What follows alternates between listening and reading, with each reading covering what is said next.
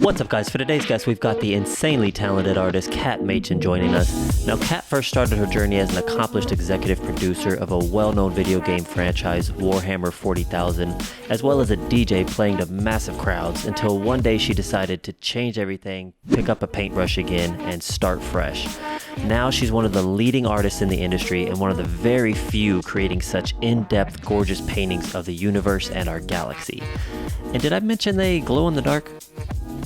Also, due to such high demand, Kat's work has a 2-year wait list, and if she does sell a piece, it's gone in under 2 minutes, just like her most recent collection, Elements. Kat also has some really awesome tutorial videos giving you a behind the scenes of her creating her magic, as well as some highly anticipated NFTs coming in the near future. As always, please show support by hitting that subscribe button, click the thumbs up and notification bell, and let's go!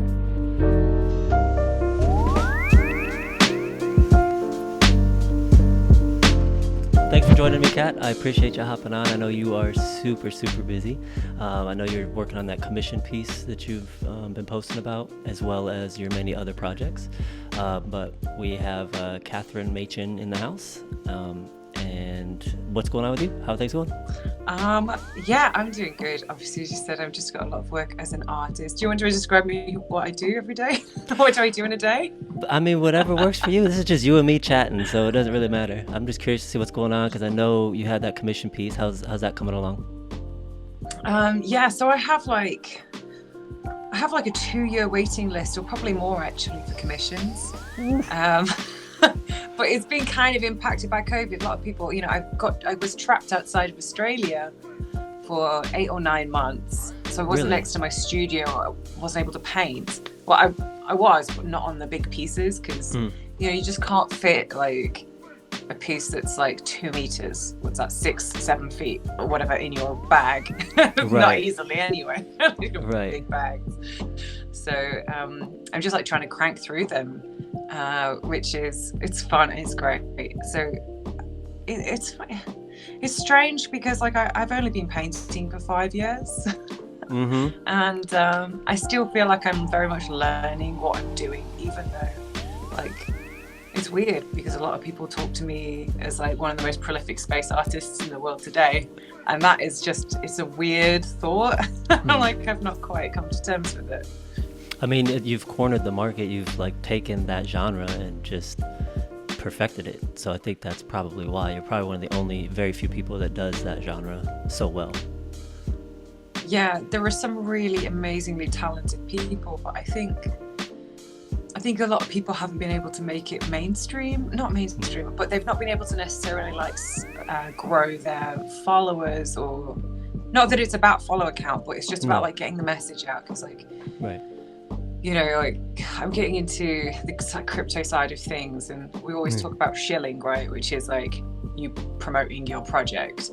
But I'm like, you don't need to promote your project. You promote the cause that you're painting for. And for me, it's like sharing the universe with people is like the most important thing. If I could shield the universe all day, every day, and like I would never get, oh, even if I've got nothing to sell, I'd just be like, the universe is amazing. Like, it's so cool.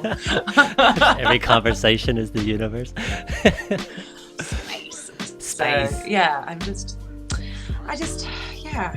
So it's funny, it's been an interesting story getting to this point because I spent most of my life I have this like deep, almost guilt, I would say, right? Because I am now going into like a lot of Twitter spaces and talking to like lots of people, which is really cool, a bit like Clubhouse. I don't know, it's kind of newish. And I'm hanging out with all these people that are desperate to be artists and full-time artists, and I spent my whole life trying to avoid being an artist because I thought artists were failures. So I was like, I studied engineering, and then went from engineering to making video games. Did that for a decade. I was going to touch on that. Yeah, I wanted to ask you about that. So you were originally, before you started becoming a full-time painter, you were professional. You were an engineer for video games, and then you had some sort of nervous breakdown, you said, right? One day? Oh yeah, 100%. A big one. How was that? What happened there? How did that go? If you don't mind recalling it. It was the most amazing moment of my life. And I'm not saying that facetiously, because it really was like, everyone asks me like, what's the key to success? And I think it's like, if you have a few good nervous breakdowns, just have a breakdown. Right, and here's the reason why, right? Because we always see it as this incredibly negative thing, but for me, what it is, it's a line in the sand. It's a point of no return, right? You get a choice to consistently continue with your life in the direction it's going, or you can make that change, right? And if you don't choose not to change, it will keep on coming around and around and around, right? Right. And so I studied engineering, like mechanical, but when I was in video games, I was doing like 3D art. And like technical art, so like rigging characters up, you know, so getting mesh attached to bones and special effects and all of that kind of stuff. But I refused to call myself an artist. You were doing like puppet rigging and all that with the 3D? Yeah, I was doing puppet rigging and all that kind of stuff. But I hated it because at that time I was just adamant that I could not be an artist and that this was a path to failure. So I ended up going into management. You know, and I became like a lead artist where you actually don't do any art. You just lead all the artists. You manage everybody. Right. And then, you know, and then department lead, and then going into like leading a video game project, which is like multiple studios across the world, hundreds of team members underneath me, obviously not directly reporting to me, thank God. Right. But you gotta have that buffer. Yeah. Oh yeah. Yeah. So, you know, in that point when I was executive producer, because, you know, I think we go into something, I think that one of the most important things for humans to achieve is a sense of purpose, right? And we often don't realize our deep calling in life. So often we chase a ladder. We're like, and that's what I did. I was at the bottom of an industry and I said, I will be happy when I'm at the top. So, and the problem is I got to the top and I was like, fuck, I'm at the top of this goddamn ladder and now I'm stressed, overworked, 14 to 16 hours a day, not sleeping, not eating, can't physically look after myself. I've not even seen my spouse. I was working 7 days a week, like all the time. And I was at breaking points and I was like, this is not what I wanted. Like, this is definitely, like, I thought that I wanted it because it's like, you chase the title, but it's actually not what it's about. Like, if you're on the wrong ladder, you're on the wrong ladder. You need to get off and get on the one that is your life's purpose. And I just didn't know it back then because I think I was a bit, I mean, we all are, because I don't think anyone sits you down and goes, what's your life's purpose? And it's not easy to work out at the beginning, right? And it needed me to get to that breaking point for me to be like, I rage quit the industry because I was like, I cannot physically do this. It's making me miserable and breaking me inside. You know, and there's this moment where I was sleeping under my desk because I was too physically tired to drive home. I would have killed myself on the roads. And I woke up and, you know, I got bits of shit stuck to my face. Not literal shit, but, you know, like crumbs and bits of Post-it notes and everything. just rubbish stuck to my face. And I was woken up by the cleaner who would come in to vacuum. You know what I mean? Because I was just ready to just hit it again. And like, I was just broken and crumbling and stressed. And deep down, I was like, why am I even fucking doing this? Like, video games are cool, and I understand more than anyone, right, the importance they play in society, because everyone needs time to unwind and have a good time, and your life's not work. But I felt like I was ultimately creating something that would distract someone from achieving the highest heights. Like, I was just making distraction mechanisms to people. I didn't feel like I was benefiting society, you know. And that was more like a personal thing, because it's kind of like the messages and the wording you put around your purpose is, you know, kind of unique to whatever you believe, right? But I was just at the point where I was like, why am I even doing this? Like, I am literally killing myself for like what? Like, am I actually creating something better in the world? And I was like, is this all it's going to be? Me breaking for like crap? Like, do you know what I mean? And I was like, I can't do this. So we launched that game, you know, when we won Best Video Game in 2015. Really? Are you allowed to say what? Yeah, in the IGN. It was a Warhammer 40k Regicide game. Oh, okay. So yeah, and that was, you know, voted best game in the IGN Black Beta Awards. So, you know, it's highly acclaimed, and it was had very good scores online, and was launched on Steam. And I don't know how it was maintained after I left and all that stuff. I'm sure it was doing good. But I just, you know, they were like, right, we're getting straight into mobile. And I was like, You're like, nope. you know, that meme where they flip the papers. I was like, oh. Well, gotta go. So, yeah. But then I was like, what do I do with my life? You know, I was like at this point where I'd hit the pinnacle of video games. And I was like, and I can't hack it. And now I'm overqualified for like every single thing. Everything I'm overqualified for now in the games industry, which, you know, is not an ideal scenario. And I couldn't go in as a lower level that would be less stressful. I'd be in this or not. And I was like, I can't do that. And then I was like, you know, I truly felt like I'd lost everything, because I left university early to join, like, so I didn't finish my degree so I could join the industry, because I was like, ultimately the whole point of the degree is to get a good job, and like it was a great job at the time, and it did serve a decade. But then I was like, no degree, I've got an established career in something I could never go back into at any level. What the fuck is going to be for me? So I started like, honestly, all I could think of is like, I didn't know where I could go, so I just started cleaning houses. I was literally like scrubbing people's toilets. But in and amongst all of that, like just at the very end of that video game development, my bro was like, we should go to Peru and do ayahuasca. So I was like, sure. Sit in some tents and do some ayahuasca. Right. And this is right at the very end of that game. And so, you know, I sort of had finished the game, had my like kind of moment. I held it together, obviously, until we launched, because I had to get that bloody thing. It almost killed me. And you had to be professional. Yeah. Yeah, I had to serve, and like, and then I was like, oh my God, you know, I'd never done psychedelics before at this point. So I did not know what to expect, and I certainly didn't understand what I was getting myself into. But ultimately, it was probably one of the most life-changing things that I've ever done. And I know it's funny, because I remember people telling me that. They're like, oh, it's going to change your life. And I was like, is it? Really? It literally did, though.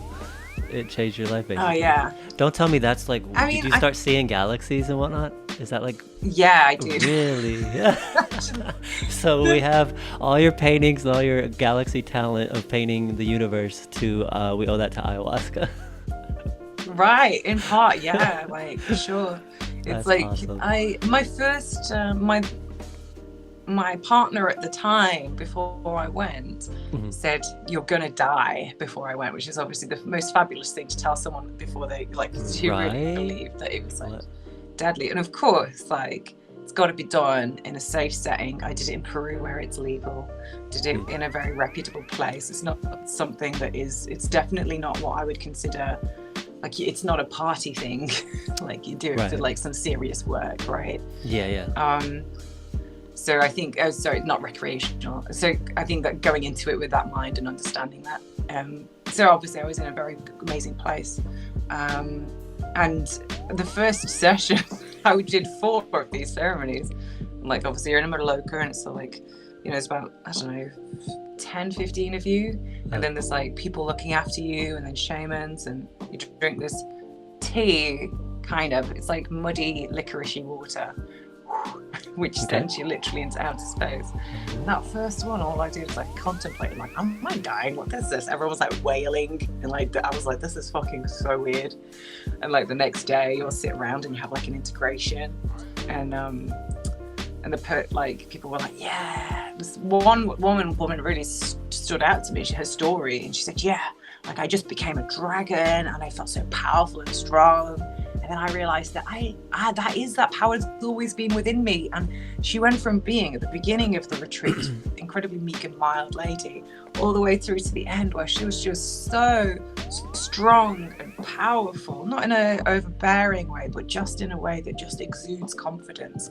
And I was like, holy fuck, I just wasted that one ceremony. So the second ceremony, I was just like, how deep can we go? I was like, see the potential, and wow, I just had all this I just shot up into the universe and had all these. I mean, obviously, everyone is different. I don't want to color people's expectations, because I also had a whole ceremony where I just stared at my hands. You know, like every single one's different, you know, in a very different way. But yeah, I shot up into the universe and had all these questions about, like, why is there not nothing? Like, why does anything exist? Like the device that we're talking through right now, or the clothes that we're wearing, or the, you know, or whatever we're sitting, lying, or standing on. Like, where did all of this stuff come from? And even if you say the Big Bang or you say God, what came before that? And why did it ever start in the first place? So I was like contemplating on the, you know, the most sublime question, right? The one that could never really be answered. I had all these realizations about life and the existence and meaning. And I was like, and I realized that I got those thoughts naturally, even if I wasn't taking anything. If I look out at the stars at night, because I think when you do look up into the heavens, and on a dark night, which invariably very few people have access to, because light pollution is such a massive issue. Right. But when you're in a really dark area, you know, there's not just a couple stars, the whole sky is an entire blanket, and some of those are so bright it almost feels like they pierce your soul. It's just breathtaking. Yeah. And I just had to start painting it, because for me, I didn't know, I'm not really a religious person, but I found some sort of spirituality in the stars. Like, it was a connection to something much greater, and it's a question that I could never answer. So I was like, I need to paint this. So I just kind of become a little bit obsessed by it. But I didn't fall into being an artist straight away. Right. Is that when you first started painting? But you were dabbling in it before, yeah? No, like, so at that point I hadn't picked up a paintbrush for like probably 15 years, and that was probably because I was in like high school equivalent, or like we call it college, right. But obviously it's like when you're 17, 18 right. years back old. in your school so, days like, was the last time you painted? Yeah.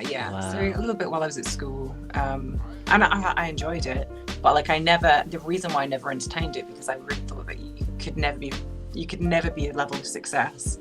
But one of the most beautiful things happened. It was like all of these different moments happened at one point. So firstly, the whole of my previous existence had crumbled, because I had to leave the industry. It was too stressful. I was overqualified for everything now, and I couldn't go back into it. So there's that on one side, which is clearing out everything that wasn't meant to be, and then having this mind-opening experience. But I still didn't know, like, I still didn't leave on like a really clear path. And I still was very much under the opinion that artists were failures. Like, I didn't think that you could be a success with it. Those loser artists, I'm telling you. Bloody loser. And, you know, it's taken me years, Nick, even when I had masses of success, even when I was earning 6 figures as an artist, I struggled to really, I would literally, if someone said to me they're an artist, I'd like roll my eyes. I'd be like, ugh. It's the whole struggling artist thing. Yeah. Even to myself, I'd be like, oh God, you sound terrible. Don't tell anyone when you're an artist. I used to say, you know, I'm an ex-video game developer turned deep space artist, because that was part of my identity. That was like me as a success. Yeah. Like, didn't want to tell anyone I was an artist. Right. Super embarrassed by it. Yeah. But now you've let that go, yeah? Oh yeah. Yeah. Thoroughly. You don't have to say that anymore. You don't have to mention that anymore. Yeah. You can just be an artist. Yeah, it's so funny. It is funny, because like I'm now in spaces with people that are desperate to be full-time artists. They do anything, and I almost feel guilty, because like I spent all my life avoiding it, but it was just my thing. It was just meant to be, you know. And while I was at that retreat, which was Nimia Kaya, if anyone's ever curious, I saw a lady that was painting, and I was so jealous, Nick. Oh my God. Everyone's like oohing and ahhing. The painting was all right and average. You know, it was beautiful painting in its own right, but nothing like, do you know what I mean? Yeah. And I mean, maybe I had that opinion because I managed artists professionally in my career. So that's what I did.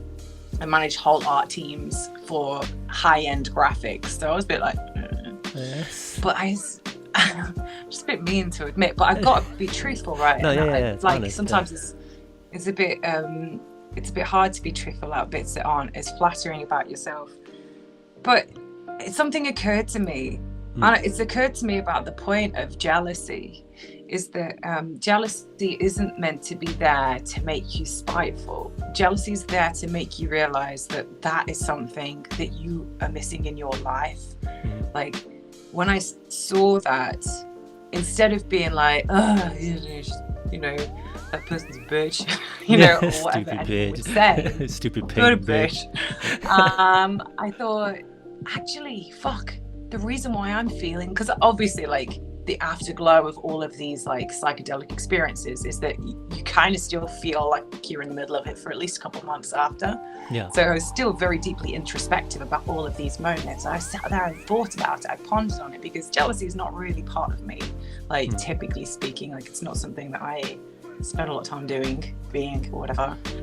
But I was like, the reason why I feel like that is because deep down, I feel like that should be part of my life, and it's actually part of my inner self yearning for something that I feel should also be for me.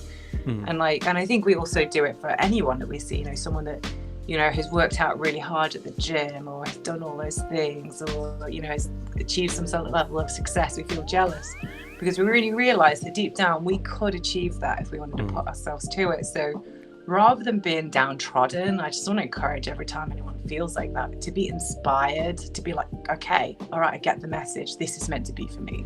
Yeah, they need to recognize that that's something that they want. 100%, right? So I was like, that's kind of what I need for me. So so I was like, you know, that was in November, and I watched an amazing TED talk called Draw Your Future by Patty Dabrowski, and one of also like another like fundamental moments in my life, because and the premise of it is, if before anyone watches it, is that you draw a little shitty stick figure of like your life as it is, and then a little shitty stick figure of like how you would like it to be, right? And like it's just very magic that when you look at two situations and are able to visualize them, your brain is just incredible. It can just build up connections on how to get from A to B. And I drew a picture. I was going to draw a picture of me having an exhibition, because I'd had this experience feeling a bit like jealous of this girl. I knew that I would have been able to be a very good artist, because I was good when I was a little kid. But, you know, I put it aside and like squished that bad boy down. And I was like, no, like put the lid on, locked it away and threw it in the basement. But I knew that I could do it. But I was like, you know what, that's quite an ambitious thing, because this was kind of like a New Year's resolution for me, because it was like I was watching it around December time, November, December. So then I instead drew down just a picture of me painting. And the picture I was painting was like a galaxy. Oh, okay. Because I was so inspired by the visions I saw. And also, like, I've liked space as a kid. Like, I've always loved it. I think most people do, though. It's bloody awesome. I don't see why not, but yeah. Me and Sina love the galaxy. Yeah, we love the universe. Right. So, so I was like, right, okay. So I just started painting. And because I'd lost all my inhibitions about like being seen as successful, because at this point I had literally lost everything. 10 years of my life just into rubble. And I was working as a cleaner, scrubbing people's toilets, going from a very high paid executive job, you know, and there's nothing wrong with cleaners. Like, I just want to say that it's super important, and, you know, you make people feel happy about their homes, but I just didn't feel like that was for me. Right. Like, well, and there's also just a huge wage gap there from being an executive game producer. Right. A little bit of a wage gap. Massive wage gap. Yeah. And I started to post these things online, and people were like, this is really good, you should start your own Facebook page, because frankly I don't want to sort through all your crap photos, Kat. So I was like, okay, you know, and it grew, and like I was fortunate that I've always DJ'd, and that was probably a part of the reason why I wasn't super successful at college or university, because I partied and drank a lot and just loved to have a good party, and which is actually, you know what, fundamentally one of the most important things I ever learned, because I learned how to put on an event, how to promote myself, how to perform, how to, you know, get in front of people. Like, Wait, probably one of the best things I've ever. so you DJ'd before? Oh yeah, I DJed all over the world. That completely fits you. Yeah, I could see that. No, 100%. And then as a DJ, you also, you kind of, like you said, self-promote. You are your own business. So you've already kind of run that route before. So jumping into your paintings as an artist, you kind of do the same thing. You still have to promote yourself and do all that. But Right. like Cat the DJ, that completely fits. I see that. Yeah, I've played all over the world, and I used to be resident at the world's largest like the Southern Hemisphere's largest hardstyle club. I played big festivals like DEF CON. What was your DJ name? Did you have a DJ name? Hot Kitty. Hot Kitty. See, there you go. I told you it fits. It fits. There you go. But I DJ now under Catherine, just doing psytrance. Like, I had a psychedelic experience, and now it's all gone psychedelic. There you go. Still very hard. So, but yeah, so I'd had some experience like promoting myself and doing that kind of stuff, and a lot of people that followed my music, which was a tiny amount of people, probably like 2,000 people, were very supportive. And it's funny because now I look at my early paintings and they were like shit. But everyone was like, oh, it's so good, I'm like, God, you guys are good at lying. Yeah, right. I mean, we all do that as artists. We always look back at our previous work and we're like, oh, such crap, like what were we thinking? Yeah. But that's because we progress as we learn more every time we do it. It's beautiful in its own right, you know what I mean? Because it's like part of the journey, and the journey is actually amazing in itself. Right. And I built this page, and someone said, you know what, hey, you should have an exhibition. And I was like, all I could hear was, let's fill a room with space, get everyone drunk, and talk about space. And I was like, I am 100% in on board on this. Yeah. I was like, this sounds like a great party. It sounds like what I could do. So, like, it's funny because outside of all of these really fundamental moments, that was a really important moment for me, because honestly, the commercial side of my art piece only came into play because I was trying to get my friends drunk. Like, literally, that was how it all happened. Just try to throw this party and do this, fill up this space. Right, I just wanted to have a wild time. You're like, I'll DJ it. Because I kind of missed. Right, it's like DJing, and I the DJing had taken a little bit more of a backseat at that point. I still DJ, but not as frequently, because that also takes a lot of time. So I was like, this sounds amazing, but all of a sudden I realized 8 months out of a high-paying executive job. So I was like, I got to sell some art. I'd been painting these with no intention to sell them. I'd never sold a piece before, and I was like, I gotta do something, right? So I was like, fine, okay, let's get to it. So I decided that I'd heard of Kickstarter. It's a bit like a GoFundMe, but you get something in return, right? Right. And I was like, yeah, if I raise $4,000, I could hire a room in Sydney. I could fill it with amazing food, amazing alcohol. We get some tunes, we get some space. I could get like a speaker from a university to come and give us like a little talk. We could just have the most lit night ever. And I was like, this sounds awesome. so and I feel like that was a great intro into it, because the purpose was to have that party.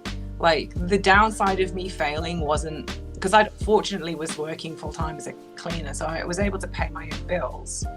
But the downside to me not succeeding was just that my friends would stay sober for one night. So it's like, the downside of failing was not that scary. So, and I think that was part of the reason why I went for it, because I think a lot of people are terrified of the failure, because it would, because of what it would mean. Whereas for me, I was just like, I was never expecting it to be a job. Like, I didn't even think you could make money. I was just like, we'll give it a try, Right. Why not? Give it a shot. And before I launched that campaign, I was physically sick, because I thought there's no way I could earn 4,000. I've never sold anything before. But then, like, I launched it, and we hit that in a day or so, 2 days. And then it just kept on going up and up and up. And it was crazy. Like, you know, we were having bets like, I think it's going to end at 20,000, or I think it's going to end at 30,000 or 40,000. And anyway, after 30 days, we hit $70,000, and I was like, I broke. I was like, just mind blown. It's just, even thinking about it now is just because I spent like all this time trying to understand, like, what is it, where is my place in life, what even is my job, you know, and I was like, oh, this is my job. You know, crazy. And that was your first exhibition? That was my first exhibition. Full sell. Everything was sold out. $70,000, and that's validation right there. Right. And those paintings weren't that fabulous. Like, they were, I mean, they're worth a lot of money now, like an insane amount of money. Like, anyone who's picked them up, they're so valuable because all of my other art has taken off. But it just, like, you know, and I thought that was just such a fluke. And I was still, despite earning that amount of money, I still thought artists are failures. This was just a one-off. It was a fluke. Everyone just wanted to have a good party. That's the only reason why people contributed. And so I went back, but this time I went back and I waitressed, and I worked in a curry house because I was waitressing when I was a kid, you know. Yeah. And I fucking stunk of curry. I love curry, by the way, but I stunk of it. It was a wretched job, and it was really gross. It was just horrible. It was gross. And I mean, like, the place was clean, don't get me wrong, but it's just like you get covered in food and stench, and it's just unpleasant. I don't know. I just was not down for that. So I had done that after I'd finished this first project. Now, at some point, I was like, why the fuck am I doing this again? Yeah. You just like, did $70,000 in sales in your first exhibition. Right, I know. But honestly, I was so thoroughly indoctrinated in this idea that artists are failures that I literally didn't even, like, it was screamed in my face and it still hadn't clicked. So I thought, well, maybe I could just do one of those things again, you know. And then I was like, 70 is a bit extreme. Maybe we can aim for 12. And like, at this point, I was like, you know, I had made this New Year's resolution the year before to start painting. So this year it was just, I want to start painting big, you know. So I basically had looped into this project the idea of doing this massive piece and then donating it. And is this was it 15 foot or 14 foot, 16 foot, that huge one you did?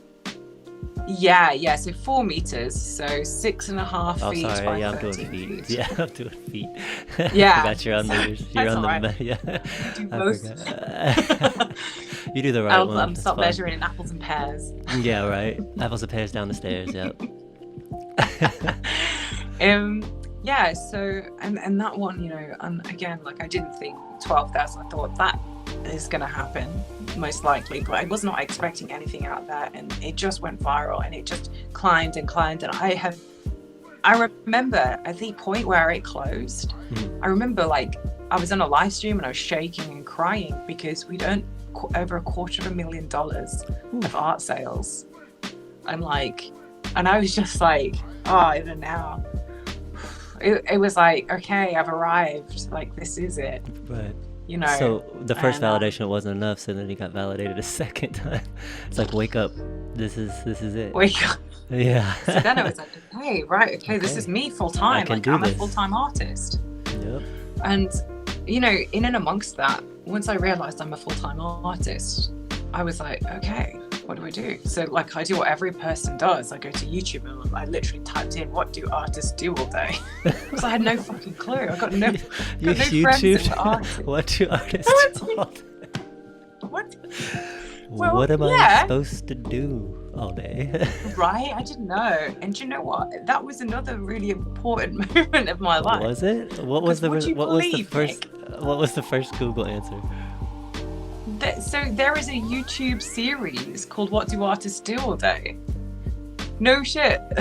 Right, it was originally a documentary put out by the BBC, right?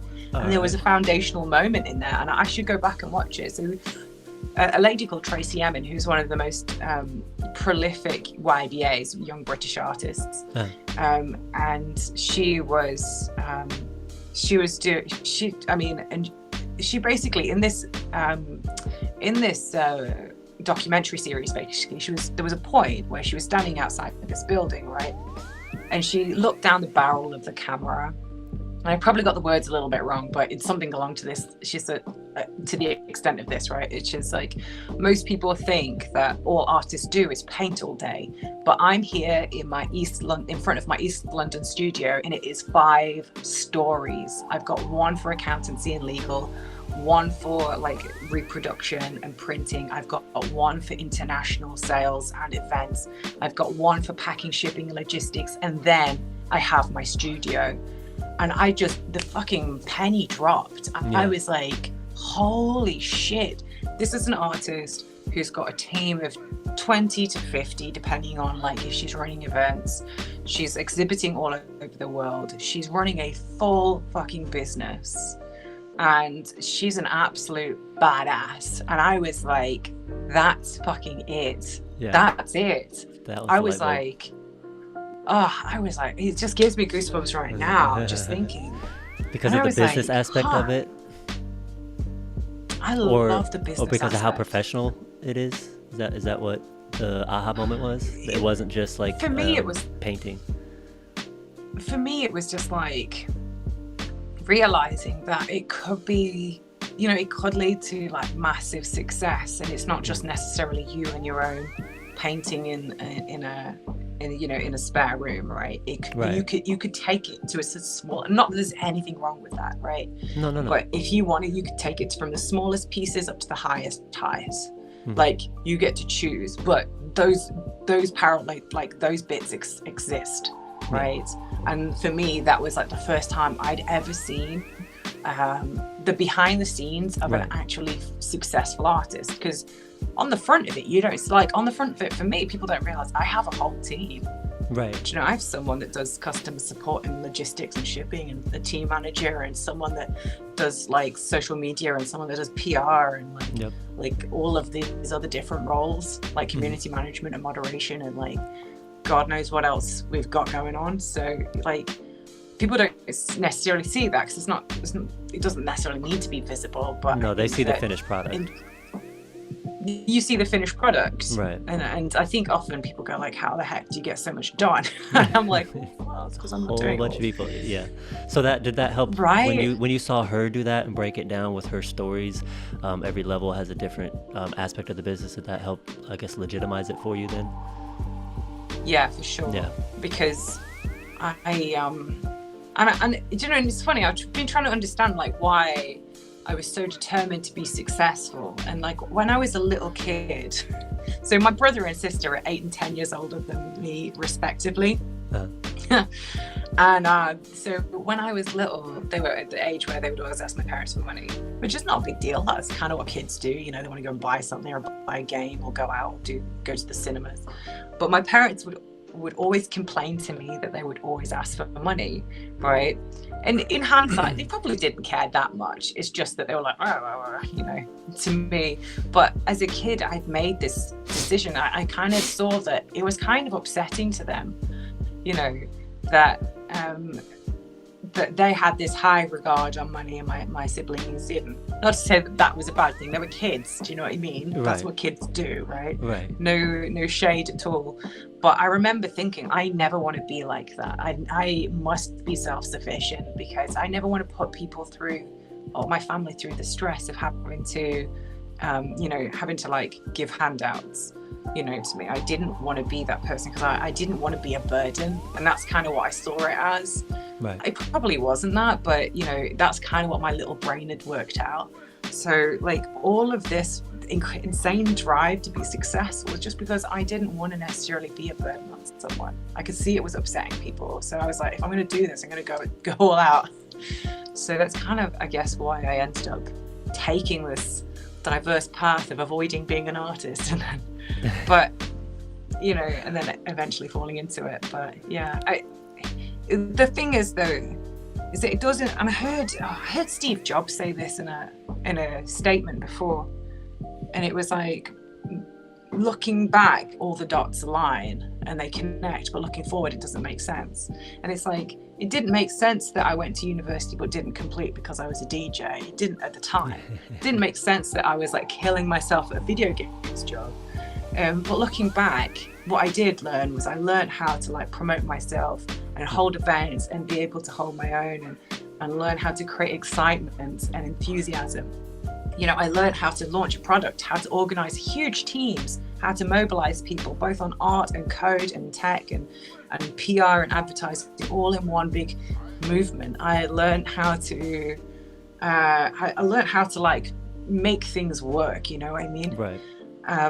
And launch strategy. Like I cannot stress enough how important learning how to launch a product is for every single artist, creative or whatever. Like, right. Because it's one thing to spend all your energy on making something beautiful, but if then it goes out and it reaches like this, like no one sees it, then I'm not saying it's a waste, because I understand that some people do art and it's just for them, and that's beautiful and that's amazing, and that's a-okay. There's no problem with that. But if it is that you're doing it for a higher cause and you want to get a message out there, then you know, you gotta work it, right? You gotta get out on social media, you gotta get it out there, you gotta get exposure. Like if it's a message that you're like super passionate about getting out there, you gotta learn this stuff. And hustle, yep. And it was all because I did games, and it gave me a level of professionalism that I take into my art career now. Right. So every little nugget you've picked up along the way, but you're just realizing it now, or when you look back on it, obviously you understand it. Yeah. Right, that's for sure. That's awesome. When you did start though, did you just jump into, I know what medium you use, but I know everybody probably get this question all the time. What do you paint with? You paint what medium? You know, is it acrylic or is it oil based? And I know you paint oil, but did you test out different things? I went straight into oils because I watched Bob Ross. Good old Bob Ross. And now we're going to paint a little mountain here, and then these happy little trees. Paint some more happy little trees over here. There are no accidents. There's no accidents. There's no accidents in Bob Ross world. Oh, rest in peace, Bob Ross. You never tried out like watercolors or anything? Because I always thought maybe because the galaxies, they're very fluid looking, you know, and when you use watercolors, obviously there's a lot of water, so it's very fluid. Have you ever tried that? Not that you need to, because your paintings are awesome. Yeah. I really like to. So, and the reason being is that I like to paint on a black canvas. Oh yeah, so watercolors wouldn't. They're too transparent. Yeah. So it's like you start from the void and then you add the light, rather than starting from pure light and adding the void. Right. It's a little bit of a different, but you can get white watercolors. I just think at the time I have since tried them, but I didn't get. There's like a frustration curve which you can beat if you get like good quality materials, which I just didn't have. So I had good oils. So you like oil painting? Even if you've got crap oil paints, you can get away with it. Like honestly, like my you go first over it and painting over it if you need to. Yeah. You know, and also with that wet, like Bob Ross wet and wet technique, you can blend, you know, and spread paint around and make it flow around, which is really good for nebulas and galaxies and stuff.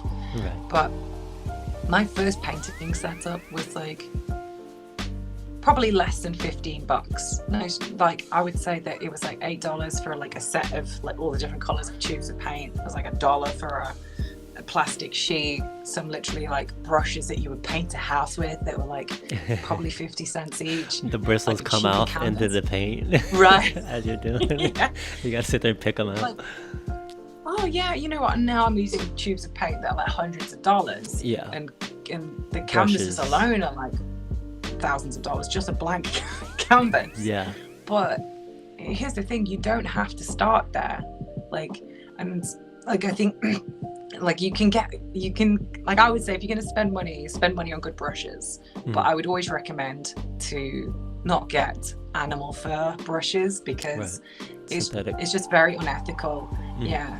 And with the best intent, there may be like ethical, fur trader, but there's a reason why fur sales have been banned so much, because you have to keep the animals up in a very closed, tiny containers for most of their lives. And if anything that quarantine has taught us, even if we just have to be staying in our houses for an extended period of time, how like restless and uncomfortable it is. But imagine if you were in a tiny freaking box and that was your whole life. Right. And you're meant to be a wild animal and you're meant to be out roaming and free. So I always recommend high quality Taklon brushes, the synthetic, and they're just fantastic. Honestly, the level of quality that you can get with Taklon today is just unprecedented. It's almost nicer. They are so durable as well. So spend your money there. Right? You can use really cheap paint and get away with it, but like you've got to get good brushes. That does make a difference. And I've got to address this. If anyone does like the Bob Ross thing, don't do that thing where you flick your brush indoors. Destroys it. Like I honestly feel like it's irresponsible to play those episodes without putting a warning to say disclaimer. The spray. They need to, because atomizing very, very toxic thinners into an environment that isn't like ventilated without a rebreather mask, and I'm not saying it's like that's how he passed away, but he died from cancer. And like one of the side effects of breathing consistent toxic fumes is cancer. I'm not saying that they are connected, but it's just it's causal. Better be safe than sorry. Just don't wreck yourself. Like I just kind of do a bit like socks, right? When you don't want to do your washing, you just buy some extra socks and underwear. Kind of just buy some extra brushes, and then just when you've done, you can clean them outside. Like I honestly collect brushes for a month, and they can just happily sit in thinners, and then I will clean them once a month. So you don't have to clean them indoors all the time. So and just cycle through them. Yeah, let them sit and soak and cycle through them. Have more on hand. There's a little tip. For painters that's out there. What I would highly recommend. Just save yourself, because in particular, even that odorless thinners, just because it's odorless does not mean it's not toxic. Like it's very, very toxic. You just can't smell that it's toxic. You just can't smell it just because it's a stink. That's all. So. Speaking of your second exhibition and selling and making and doing all that with your art, that reminds me of what you just did for your friend Sarah with, what was it, Elements? Yeah. So you could tell the story, but I'll just intro it for you because I thought it was phenomenal that you took the time to create 5 different paintings, unique, one-of-a-kind original paintings called Elements, the collection, to help her pay for her vet bills because of her cat. And it sold out in 2 minutes. So in 120 seconds, they sold out. And you made money to give to her, to donate to her. So how did that happen? It's so sad. Not everybody really understands the connection you get with pets and animals if you're not if you don't have them yourselves. Right. But it's like a deep bond. It's like almost like a child or a friend. So not as not extreme as having your own child, of course, but it's like it's pretty someone close. that they're very, very close. And it was Sarah's birthday, and she was given flowers for her birthday, and not one of us knew that lilies were toxic to cats. And one of the cats ate some of the lilies and was fatally poisoned by her birthday flowers. So it had gone from this like beautiful moment of her, her birthday, to now her like animal was dying, and it was like a very slow and kind of agonizing death. And there was like Fluffy was like on a drip for so long, and Sarah was just cradling her in the vet for like a couple days before she passed. But all of they were just trying to fight to save her life, but there was just no way of doing it. Wow. Which is so sad. And she was just devastated, like just crying and shaking, and just just, you know, the family themselves have had a tough run, like, and a lot of people have over COVID. You know, COVID has cut down all the industries where they work, so everyone's hours are cut, and, you know, as a family with a child, it's like trying to keep everything together. It's hard, you know. Right. So yeah, so I was like, I can't just like sit and watch my friends suffer. Like, it just something in me, I couldn't let it happen. So I was like, you know what, we'll sell some art and we will pay for the vet bills, whatever That's they awesome. are. You know? That's so awesome of you to do. And I was like, I know there are lots of really serious challenges and issues in the world, but, you know, this is someone that Sarah and I live together, and to see her go through this is just, it's just heart-wrenching every day, just seeing her crying and just not herself. And it really, really hit hard, because like, I've never met a human being that is so caring about animals. Like, she's always coming home with like injured birds. like her job is like, she like works for a forestry firm doing koala spotting and like looking after koalas and all of that stuff. She's just so caring. Like, it's like such a massive vein of empathy goes through her. So I was like, fuck this, we can do something about this. I don't like, you know, and to be able to like, and to receive like I think the vet bills are like $5,000+ to a family that was already, you know, in a challenging position given COVID, right? And it's like, how do we even cover it? So I was like, fuck it. So me and the team got together, and we strategized, we came up with a pre-launch, we did all the photo shoots, we obviously painted all the pictures, got everything ready, and then we launched. And because there was only 5 pieces, we just did like manual sales. So normally I would set up whole Shopify. We didn't do that. People just like, once we released the names and the order form, people could submit it. And literally we were inundated. For those 5 pieces, we got nearly 100 people asking for them. And it was just insane, and we could only pay. We literally had to go through every platform and work out like how soon did they message in, and then we had to plot it on a graph so that we could get the top 5 people. Find a timestamp. The quickest fingers. Wow. So then we obviously got the 5 people who had ordered the artworks. Well, the 5 artworks actually didn't go to 5 people. I think they went to 4 people. So I bought 2 of them, which is very unfortunate for them. So, you know, but then I was like, outside of that, there were 20 people that were just, they were devastated. So I made a commitment to paint for them. So I'm about 10 paintings in. So, you know, just from that campaign, which the campaign was only, let's say, a week and a half long.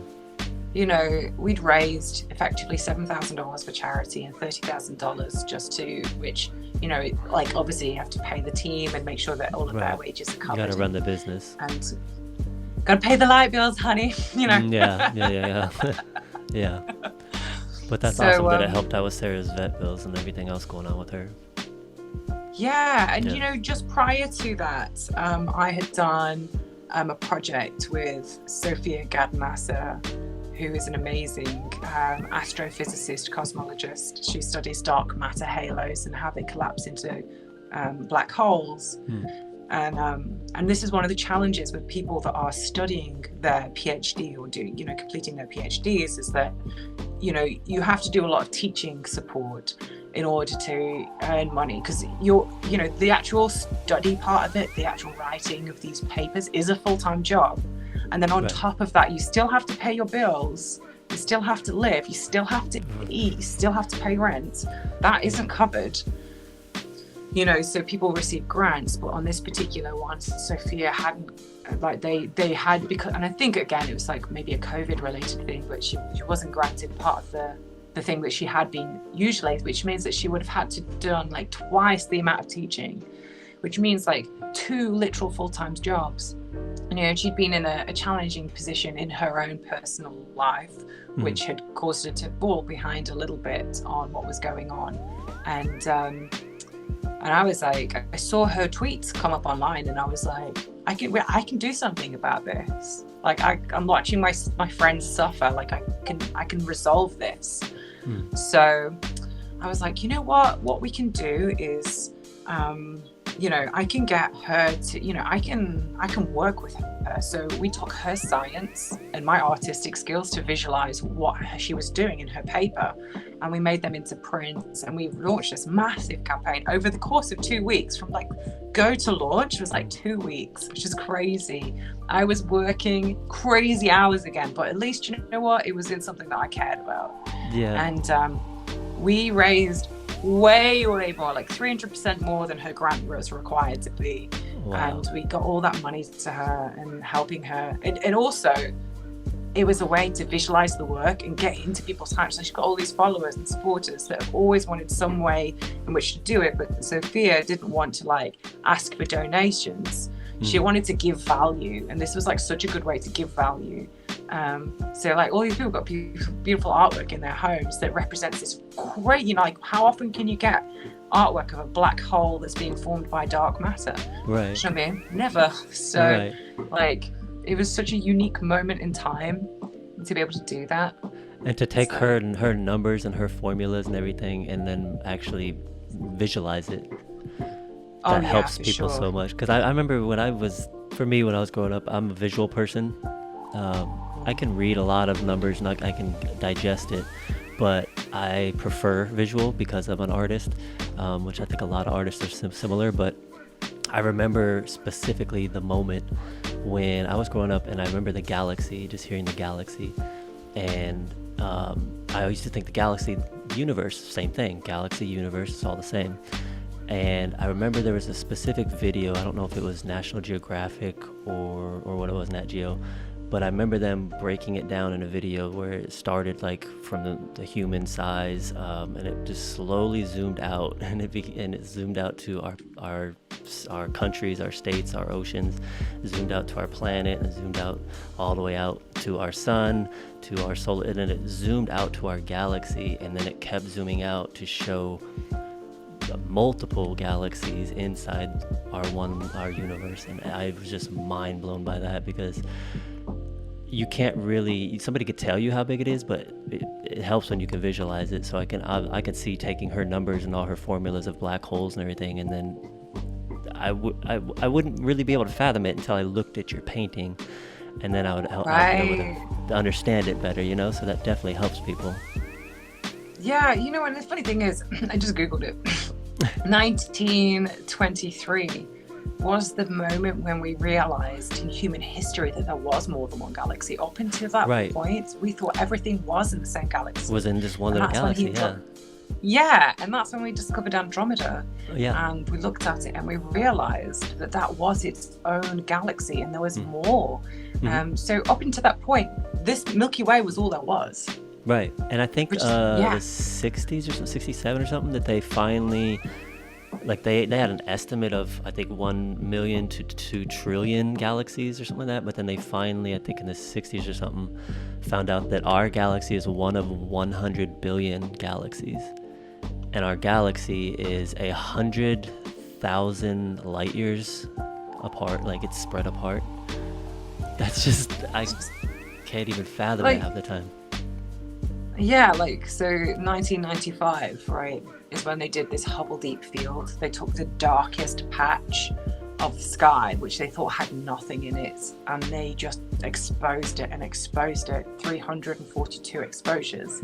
And what they saw was like it was teeming with galaxies. Right. And it looked like stars, but every single one was a galaxy. And that was the point when we were like, holy shit, you know, there are a lot.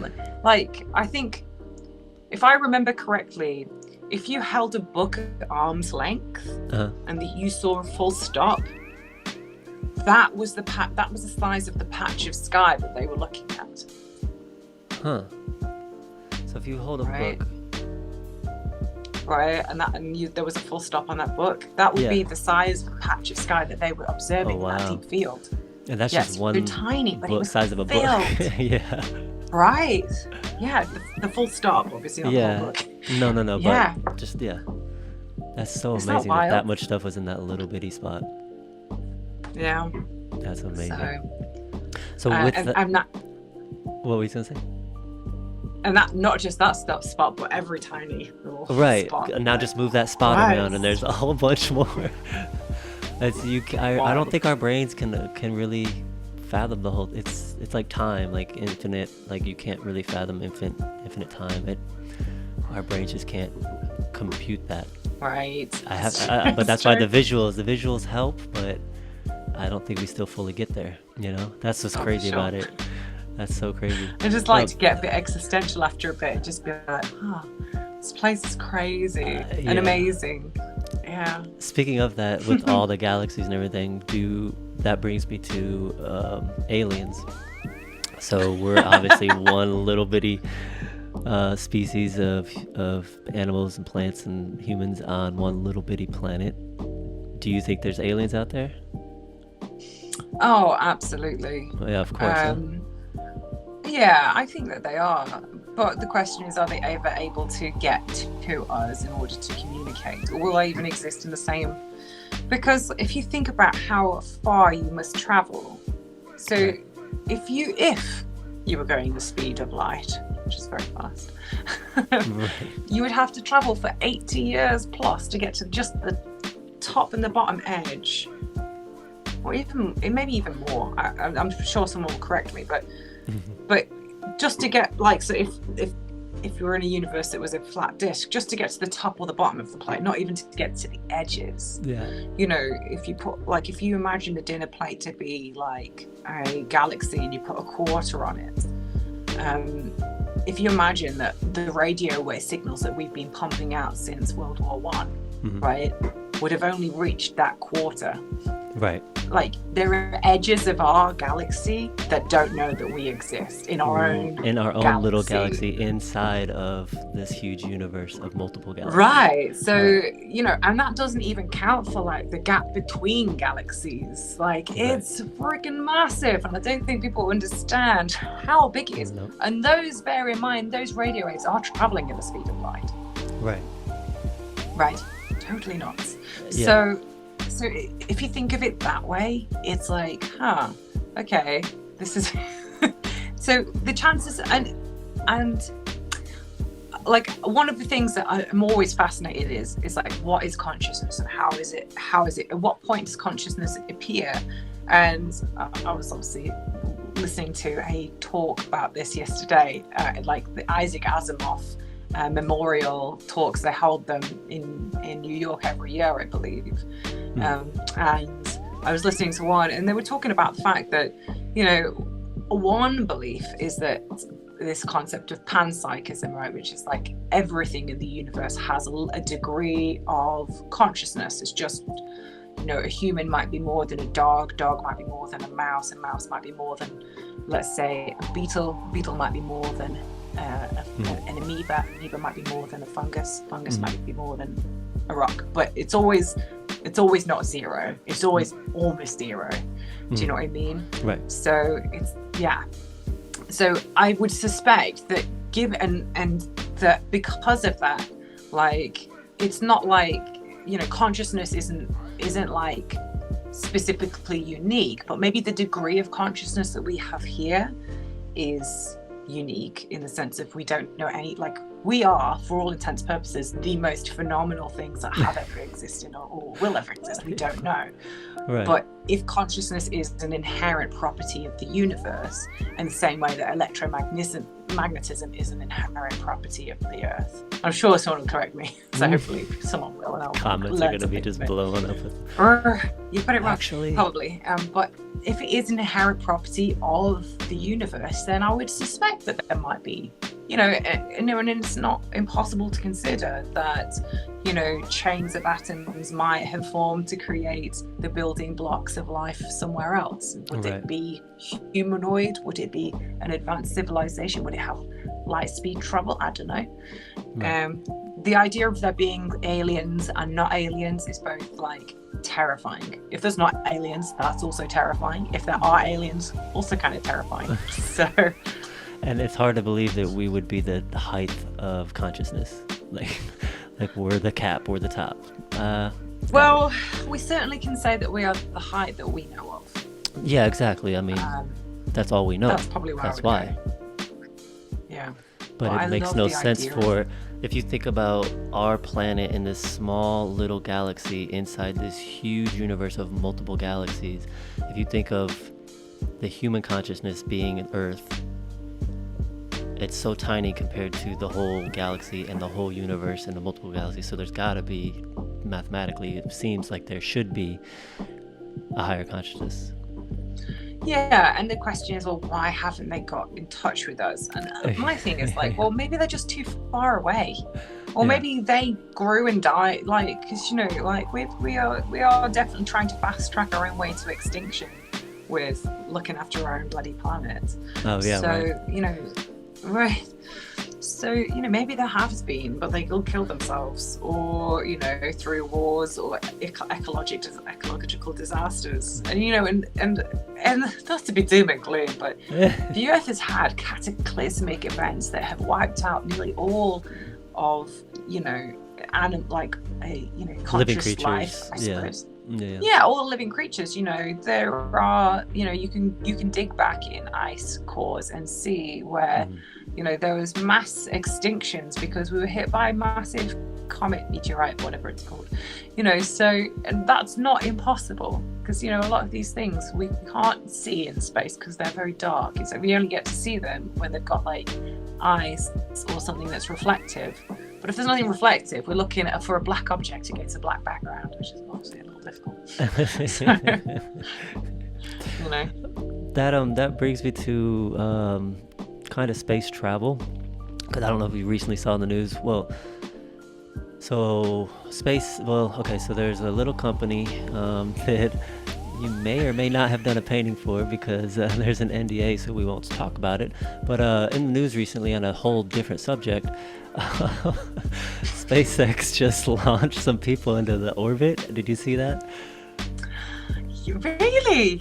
Yeah. No, of course I saw. Well, I just wanted to get your thoughts on that. Well, it's funny because there hasn't been a lot of chat on the news cycles with that. I mean, the president of the United States, because I don't know what the hell is going on over here, didn't even make a comment about it.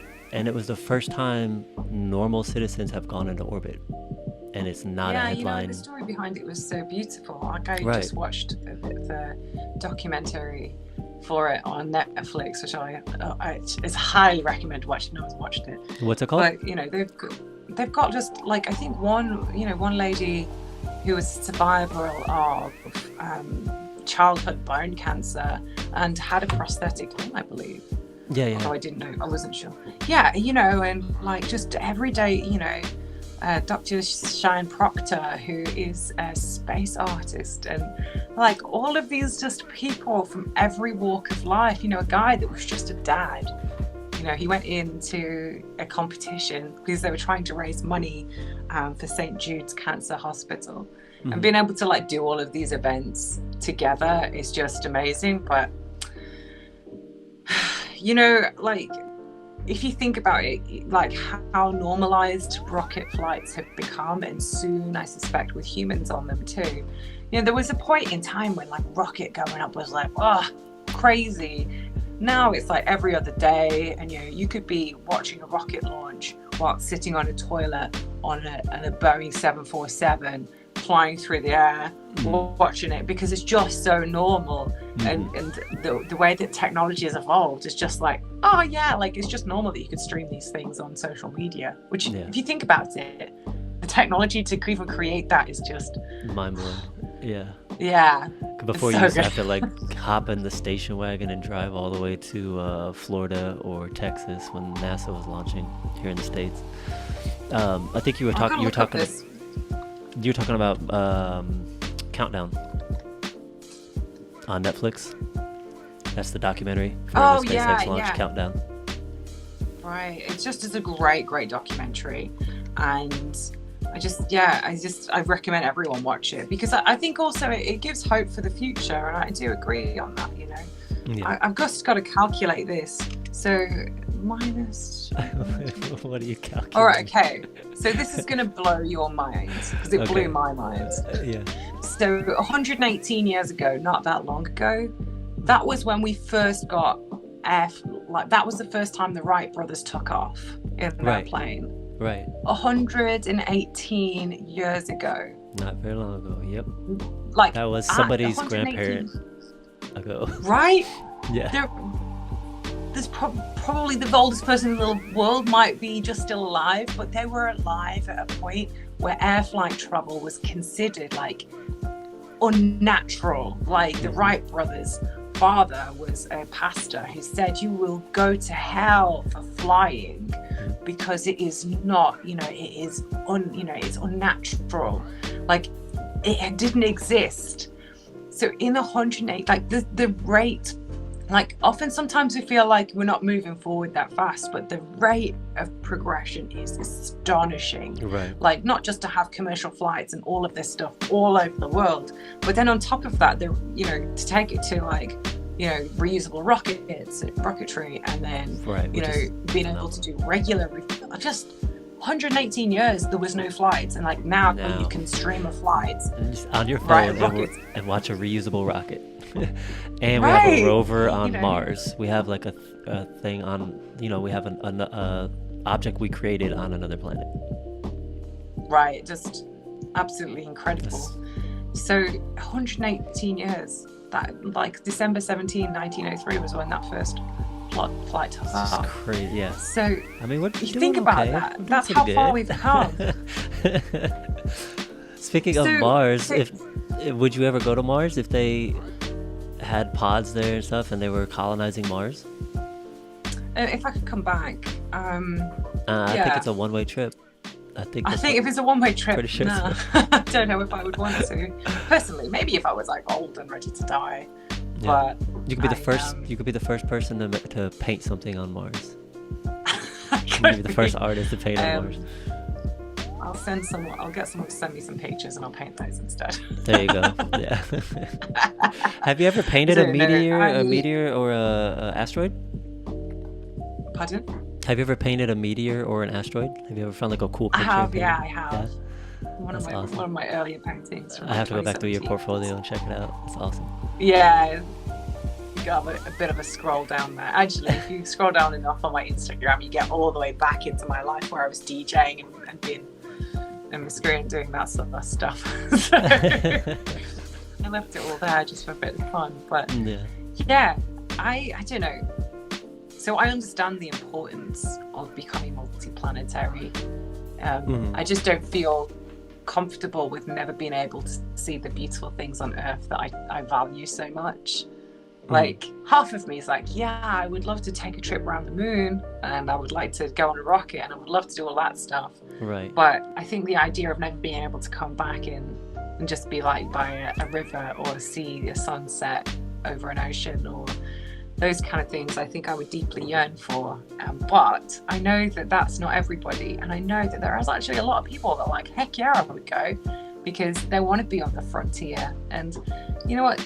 Mars is going to have its own unique things. I think also it's like interesting to like the gravity is a lot less, a little bit less than what we experience here on Earth. So it'd be interesting to see like on a physiological point, like how that would impact people. They'd probably end up being much taller, actually.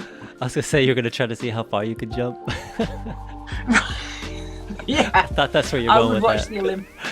You're like, well, the gravity's a little lower, and I just really want to see how high I can jump. Yeah, Olympics would be completely different. It's literally, I just want to beat the record for highest person jumping. All right. I've done it. Speaking of, I'm loving those little tutorials that you're doing. When you're doing those, those are awesome. People are picking up a lot of good tips on those. I was surprised at how much those tutorials was picked up. You know, it's been watched 60,000 times and saved tens of thousands of times. And I've had, like, my inbox is consistently filled with people doing it. And I was like, I could be the Bob Ross of space someday. Well, I love those tutorials, though, because it does help a lot of people. I mean, to see the behind the scenes, to see just the techniques and all that so they can practice and get better at it, that it just kind of passes on the craft, which is awesome. It's funny because it was only in the act of teaching people that I realized that I knew something. Because I think if you just do something naturally, you're like, yeah, you know, it's nothing special. But then when you teach someone and they struggle with it, you go, oh, there's something that I'm doing. So it's like stuff that you take for granted.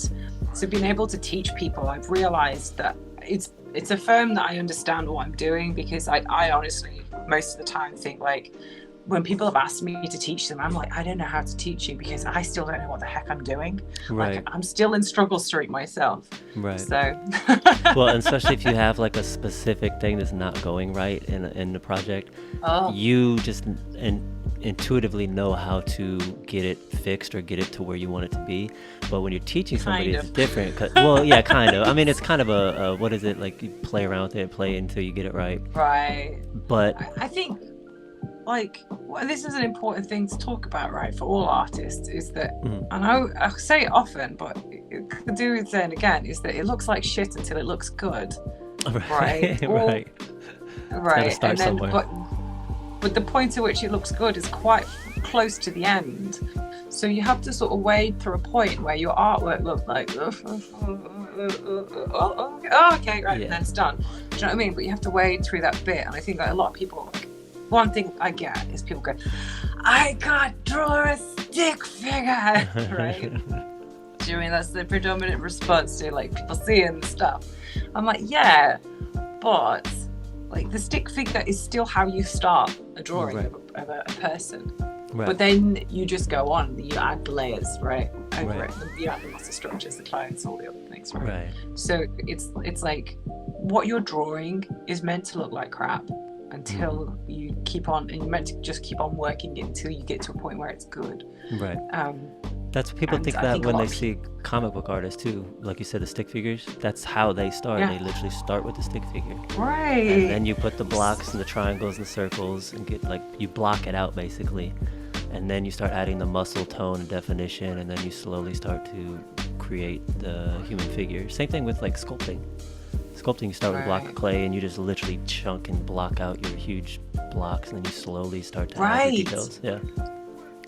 So it looks like crap for a long time. Right? It's a chunky block of crap. What am I creating here? Oh, God, what is this? Somebody threw up on the canvas.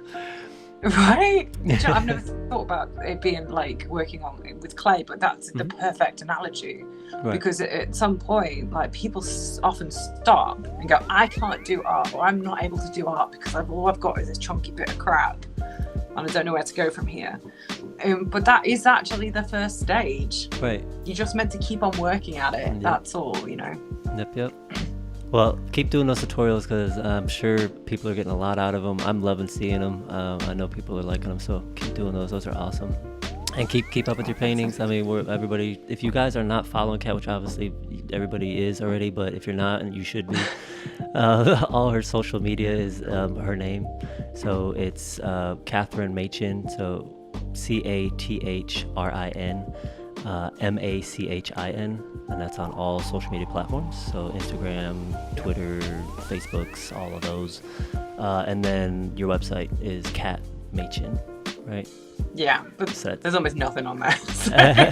It's super cool though when you go to the website. I mean, the splash page right there, it's got the beautiful galaxy, and then it's got a lot of your paintings on there from your portfolio. Yeah, I just need to add more. There's a lot of paintings I've done, and it's a very limited display. But the website is Kat Machin, so it's CATMACHIN.com.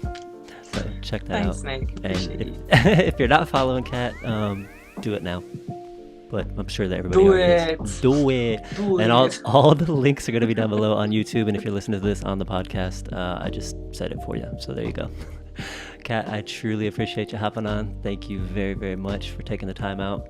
I know you're super, super busy, so I appreciate it. Thank you so much, Nick. Appreciate you. It was great getting to know more about you, and keep it up, and we'll keep in touch. Sure. All right, cheers. Thank you. Bye. Bye.